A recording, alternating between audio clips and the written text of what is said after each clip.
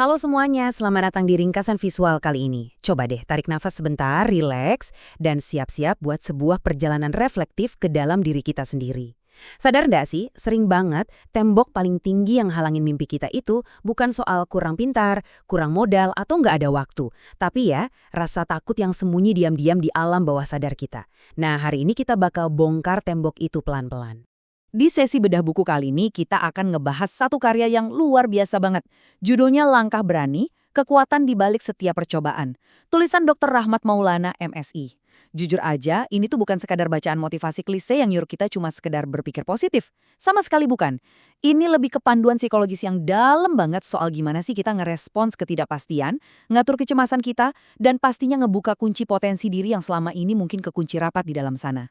Sebelum kita lompat ke strategi dan taktiknya, ada satu pesan esensial dari bagian prolog buku ini yang pengen saya bacain pelan-pelan. Dr. Ahmad ngingetin kita gini, keberhasilan sejati lahir dari keberanian untuk mencoba, bukan dari menghindari kegagalan. Dalam ya, jadi kegagalan itu bukan akhir dunia, tapi justru ruang buat kita napas dan bertumbuh. Pegang kalimat ini baik-baik ya, jadikan jangkar pikiran kita selama sesi ini.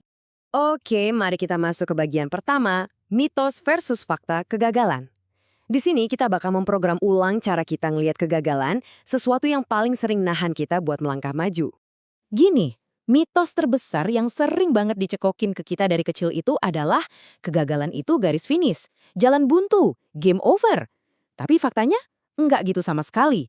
Dr. Rahmat dengan tegas bilang kalau gagal itu bagian biologis dan psikologis yang mutlak banget dibutuhin dalam proses menuju sukses. Ibaratnya nih, pas kita kecil belajar jalan terus jatuh, itu bukan berarti kita lumpuh kan? Itu justru bukti tak terbantahkan kalau kita lagi nyoba bergerak maju. Terus ada lagi nih mitos yang sering bikin ego kita terluka. Kita ngerasa kalau gagal itu artinya kita bodoh atau nggak kompeten. Padahal faktanya kegagalan adalah bukti otentik kalau kamu tuh lagi belajar. Coba dibayangin kegagalan itu sebagai cermin. Cermin ini super objektif. Dia cuma ngasih tahu metrik tentang bagian mana atau strategi apa yang perlu diperbaikin. Dia nggak lagi ngejudge harga diri kamu atau bilang kalau kamu itu lemah selamanya. Jadi, poin krusialnya di sini, mikir kalau gagal berarti harus nyerah, itu cuma ilusi. Faktanya, gagal itu semacam alarm yang ngasih isyarat buat kita nyoba pendekatan baru.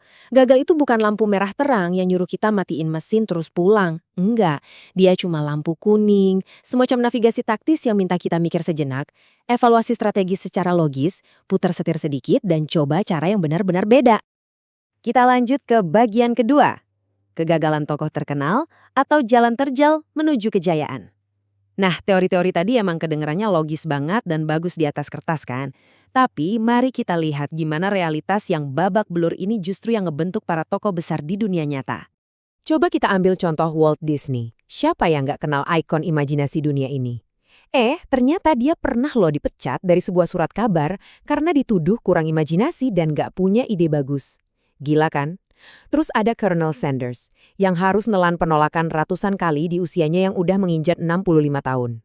Bahkan Michael Jordan pernah ditendang keluar dari tim basket SMA-nya. Dari mereka, kita bisa lihat satu konsep psikologis yang nyata banget. Mereka sukses mengubah penolakan yang masif itu jadi bahan bakar motivasi yang nggak ada matinya. Sekarang masuk ke bagian ketiga, mengatasi rasa takut pribadi. Strategi praktis untuk menaklukkan ketakutan dari dalam diri. Nah, setelah kita sadar kalau gagal itu wajar dan bahkan jadi menu sarapan para legenda, mari kita masuk ke strategi praktisnya. Penulis merumuskan taktiknya ke dalam 3 langkah sederhana. Langkah pertama, identifikasi ketakutan itu secara spesifik. Kamu takut apa sih sebenarnya? Takut bangkrut? Takut diomongin orang? Harus jelas. Langkah kedua, pecah ketakutan itu jadi langkah-langkah kecil. Kenapa ini penting? Karena saat kita memecah masalah yang gede, amigdala di otak kita itu bakal berhenti ngasih respons panik yang berlebihan. Dan langkah ketiga, hadapi secara bertahap. Ingat ya, kamu nggak harus langsung lari sprint ngelawan monster ketakutanmu. Cukup melangkah pelan, satu demi satu, tapi pasti. Selanjutnya, kita perlu banget nih menggeser fokus harian kita. Fokuslah sama prosesnya, bukan cuma sekedar hasil akhirnya aja.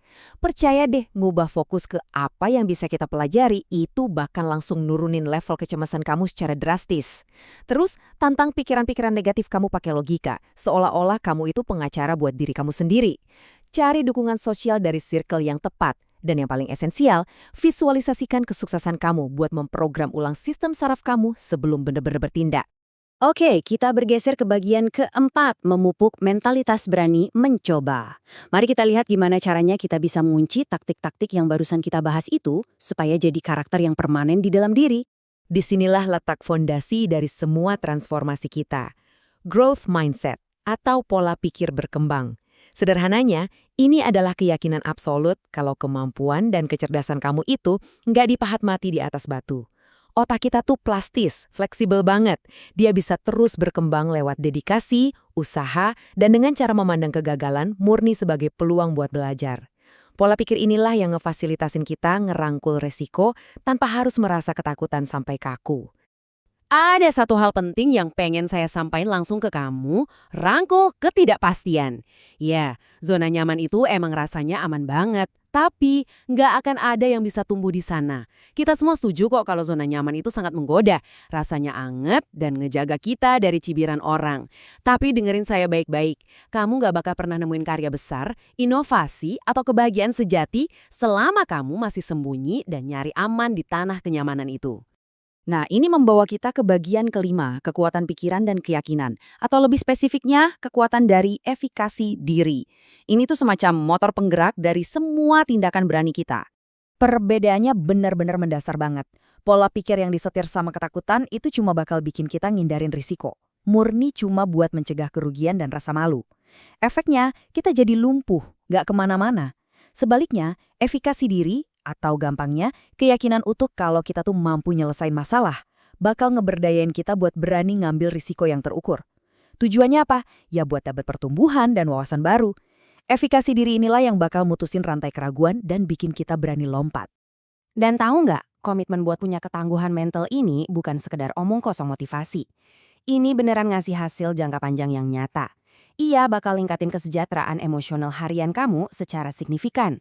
Otomatis ngurangin rasa takut gagal, ningkatin skill problem solving karena kamu gak gampang panik lagi, dan pada ujungnya ini bakal ngebangun perisai mental yang super kokoh buat ngadepin badai macam apapun di masa depan.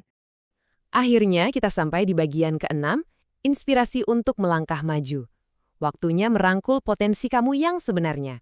Ini saatnya kita nyatuin semua kepingan wawasan berharga tadi ke dalam kehidupan nyata. Dan hal ini dengan sangat brilian mengilustrasikan tesis utama dari buku ini.